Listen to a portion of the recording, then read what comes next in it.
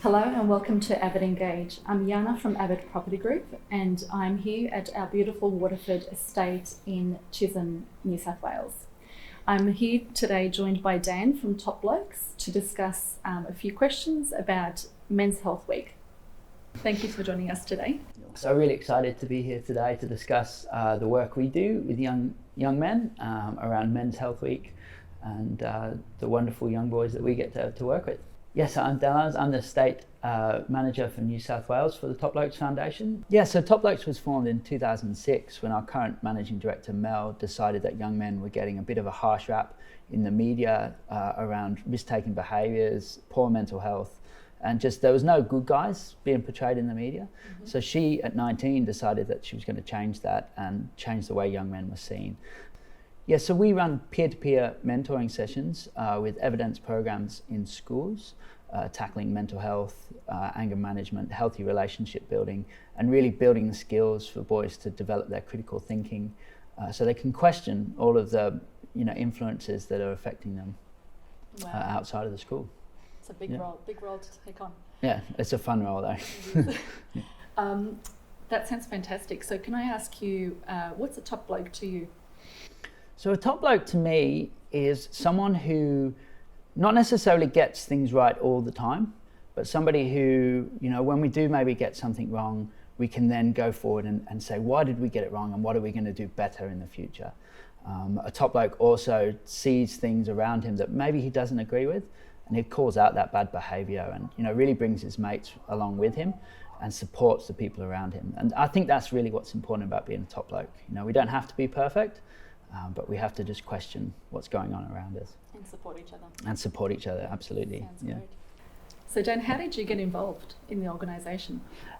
So mental health is something that's really important to me. Unfortunately, when my last role, I unfortunately lost somebody to suicide who I felt that maybe if I'd have just asked a question about how this person was going, unfortunately, they had a major part of their life had finished, a business that they were running. And instead of taking that short moment of saying, how are you feeling about that, man? What's going on? I didn't. I was a bit busy that day. We shook hands and said goodbye.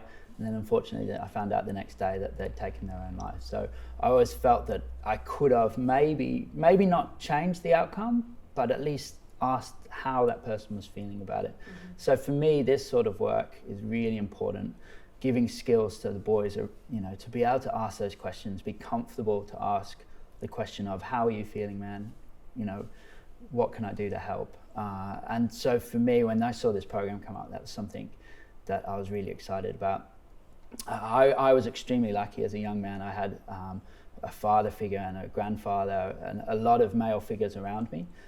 Even in my professional life, I've had a lot of really great mentors that's helped me through and navigate, those early years of my life. And so to be able to give back and be a mentor to some other people is something really exciting and really wonderful that I love doing.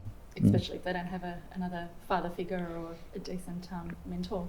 Yeah, well, it really does take a community though to raise on. So even having good father figures in your life, having somebody external you can bounce ideas off is just as important. Yeah, wonderful.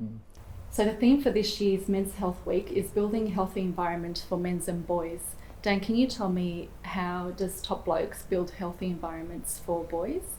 Yeah, so the real strength of our program is that we're a 6-month program. So we every single week we're in with the boys, spending an hour with them for a long period of time. This way we can really build rapport, we can go deep on some of the sessions and help the boys develop those skills, that having a mentor that they can bounce their ideas, they can take away what happened the week before and then come back and talk to us the next week about how that's gone this week, means that they're building those critical thinking skills. They're really building that idea that to have someone in your life that you can bounce these ideas off means that when we're finished the program, they'll go out and they'll want to continue that sort of relationship. And we really want to encourage the boys to build those supports around them. We know young men are better off with a mentor, but they're 4 times better off with a mentor than without a mentor. So if we can be that long-term solution for them, that's really wonderful. And to see the boys then continue and be a mentor for other boys, that to us is a real win, and that's how we build those stronger communities together. It's an amazing role and effect if that happens. It's wonderful. Dan, can you please tell us about some of the peer mentoring and mental health workshops that Top Blokes does?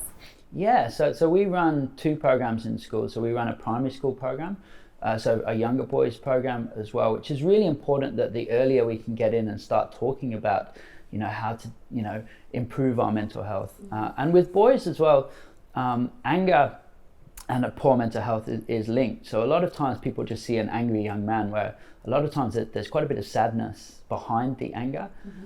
So the earlier we can get in, because obviously the consequences of a young man dealing with his poor mental health in year 6 to when he's in his 20s is a lot, like the consequences are going to be higher. So the earlier we can get in and start the programs, the better that'll be. So with our high school program as well, we talk a lot about anger. We talk about mental health, how to improve our mental health, routine, drinking water, making sure we're exercising, getting enough sleep, all of those things, as well as, well, how are we dealing with our anger? Are we using alcohol and drugs as a crutch for us feeling sad? All of these things link together. So when you tackle mental health, it's not about one workshop, it's about a long-term workshop, and it's about long-term subjects that we can put in to help improve that sort of thing. We had a young man the other day. I was really proud of him. He told me he was at work and a customer, as customers do, was a bit rude to him, and instead of blowing up and having having an outburst in front of the customer, he went in the back. He took a drink of water, took some deep breaths, got himself back, and then went back to work. Which and I was so proud of him for doing that, because that could have been a loss of job, all of those things that could have happened. So that's what we're trying to do, is give the boys those skills to be able to navigate those sorts of situations. No, that's fantastic. This topic is very close to my heart. I do have 2 young boys at home as well, and that's one thing that as a parent, you sort of think about it each and every day. So teaching those boys and being able to mentor them to be able to cope or have coping mechanisms down the track is brilliant. Yes, as well. And it's still something I learn every day. And I learn just as much from the boys as the boys. The first time I ran an anger management workshop, I was like, I've never tried drinking water when I'm angry before. I go and try it, and I found that works for me. So we learn just as much, and you're always learning how to deal with these things. Fantastic. So if a parent is concerned about their boys' mental health, what's your best advice that you can give them? So my advice to parents is, if you really want to talk about mental health with your young people, it's about having lots of conversations. A lot of parents, when they want to talk to their young men, they'll just jump into that big subject, and it's about having that daily conversation. A good tip that I would give is having a 1 to 10 rating every day. How are you feeling 1 to 10? 1 being the worst day, 10 being the best day, and give me a reason why. And say yourself, I'm feeling an 8 today because I've had a good day at work. And if that young man is then constantly lower than a 5 for a long period of time, well, then you can start to have that conversation about why. So it's about building that trust and that rapport over a long time. It's the same about any subject you want to talk about, young men. Have that space that you'll open up to whenever. If you want to talk about pornography, don't just jump in and talk about pornography off the bat. You have to build that trust and that rapport before you can do that. So 1 to 10, and give me 1 reason why would be my biggest tip. I love that tip, because I think any parent of boys would know that boys generally don't want to come out and talk. You generally ask them, how was your day at school, and they'll go fine. So that's a great conversation opener.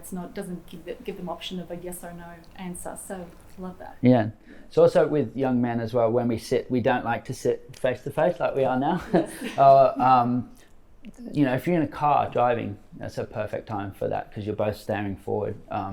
Throwing a footy around, doing different things where it's not sit down and talk to me. It's it's part of something else. An activity. Absolutely, yeah. Boys love to be kept busy too. Absolutely, yeah. So Dan, can you tell us more about the programs and how they actually work? Yeah, so the program being a long-term hour-a-week mentoring program where the boys build rapport with us, and then we can start with smaller topics, as I've mentioned before. We can start with talking about alcohol and drugs, very easy thing to talk about. Then we can move into mental health, anger management, masculinity. We go through those subjects, and then by the time we're starting to talk about things like pornography, sexual health, sexualities, we've built that rapport and that respect in the room, that they can feel that they are being heard and respected, and all opinions matter in that space. And then we can start to challenge different ideas and start to build the boys with their critical thinking skills. So what that means is that by the time they finish the program, maybe we haven't changed somebody's idea about sexualities or somebody's idea about pornography or what have you, but we've at least given them the skills to start to question what they're being told, and they can come up with their own ideas. This then starts to get the boys to build their that in the school environment where they can start to challenge more ideas and be more involved in what's going on in school. So that's probably where our biggest success comes from. And we've had lots of young men as well that have now started to re-engage back in school or back in the workforce and really, value themselves higher and feel that there's more for them to be able to achieve when they go to school, and finally, somebody actually believes in them. The school believes in them because they've invested in this program for the boys, so that they'll start to re-engage and move forward from there. It benefits all. Yeah. And so how can parents or schools get involved with Top Blokes? So we have programs in the Illawarra, in Sydney, in the Hunter and Central Coast regions of New South Wales, as well as programs in Brisbane, Gold Coast and Toowoomba, Queensland. So any schools in those areas can always reach out to us, and we can discuss how to best get involved with the program. Parents as well, it's always great for them to go and talk to their school about the program, about a program they would like to have in the school for their young men and for their community. Wonderful. So there's so many different facets to Men's Health Week. It's not just the physical, it's obviously very much a mental state which contributes to, if someone doesn't have a positive mental health state, it can lead to things down the track. Can you help us identify how to help somebody who needs some help? Yeah, absolutely. So unfortunately we know that suicide is the biggest killer for young men. Young men are 3 times more likely to suicide than females, which is quite alarming. And we do know the links between improving your physical health and improving your mental health is to exercise, sleep, water, routine, all really, really important. But unfortunately, when somebody is suffering from poor mental health, and particularly men, for us, we tend to leave our mental health till its crisis point, and that's when we'll try and do something. And unfortunately, we need to start doing things earlier when we're starting to feel down for a period of time, or even allow ourselves to feel down for a period of time. The thing is, for young men, if you've got a friend who is maybe suffering with poor mental health, the biggest advice I would give is to listen to what they have to say. I think a lot of us guys, we try and fix things. We like to fix, myself included, we like to fix the problem. But when somebody is suffering with poor mental health, that's maybe not what they need at that moment. That what they need is someone to listen to what they're saying, validate what they have to say by saying, I can see how that's going to be really difficult, man. That is a difficult situation. We don't have to fix it. We have to listen and validate.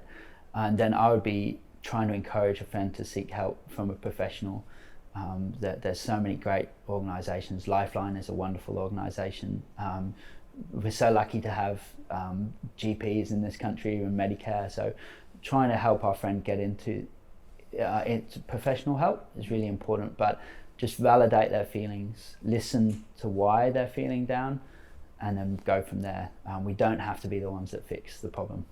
And such simple solutions, aren't they, really? It's just a question, like you mentioned before, is are you okay? Or just noticing just those signs is so essential. Absolutely. To saving someone's life. Yeah. Love it. Wonderful. Well, thanks so much, Dan, for joining us today and telling us all about Top Blokes and the programs that you're launching within schools to help boys and their mental health. Really appreciate you coming in today, and thank you very much. No, thank you, and thank you to the AVID group for your continued support in the Hunter. It's been really does make a massive difference to young men and their mental health. No, it's a pleasure. Thank you for watching, and we'll see you next time on AVIDengage.